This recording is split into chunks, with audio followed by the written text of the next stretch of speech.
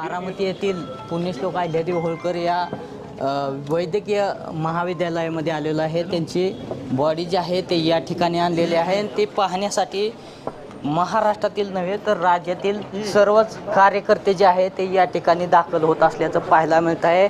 अनेक कार्यकर्ते जे आहेत त्यांना रडू कोसळल्याचं आपल्याला पाहायला मिळत आहे। आपण जर पाहिलं तर मोठी गर्दी या बारामती वैद्यकीय महाविद्यालयाच्या ठिकाणी झाल्याचं पाहायला मिळत आहे।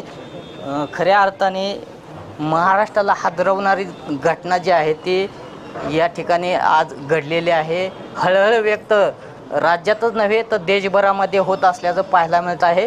आपल्याबरोबर काय सांगाल? खरं काय आता आम्हाला काय सांगू वाटत, दादा गेलं वाईट वाटतंय आम्हाला सगळं।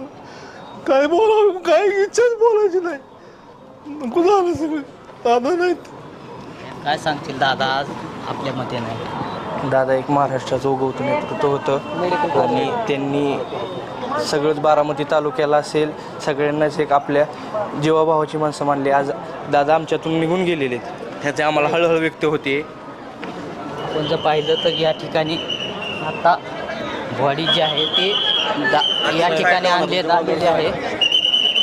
आपण जर पाहिलं तर फॉरेन्सिक लॅब देखील या ठिकाणी दादा आपल्यामध्ये नाहीत। हो आमच्या पाशीच आहेत दादा, आज बी आहेत उद्या बी आहेत दादा, आमच्या पाशीच आहेत आज बी आहेत उद्या बी आहेत। दादासाठी आम्हाला दादा पाहिजे, आज बी आमचे दादा आमच्यामध्ये आहेत, उद्या बी आमच्यामध्ये आहेत, बारामती आमच्यामध्ये आहेत, दादा आमच्यामध्ये आहेत, आज बी आहेत आमचे दादा। दे परत देवा रे देवा,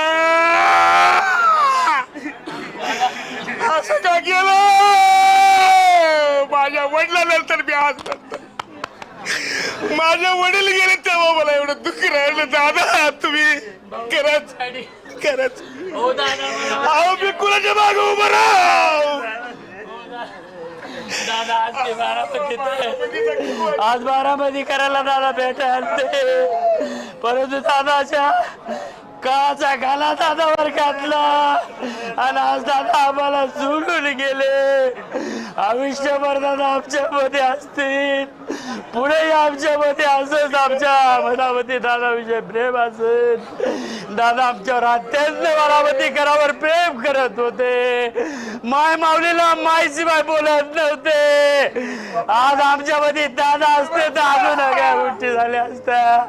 दादा नाही आमची पुकरी कोणी भरून काढणार नाही। हो दादा, हो ना आपण पाहिलं तर या ठिकाणी सर्वजण जे आहेत कार्यकर्ते त्यांना रडू कोसळलेला आहे। खरं तर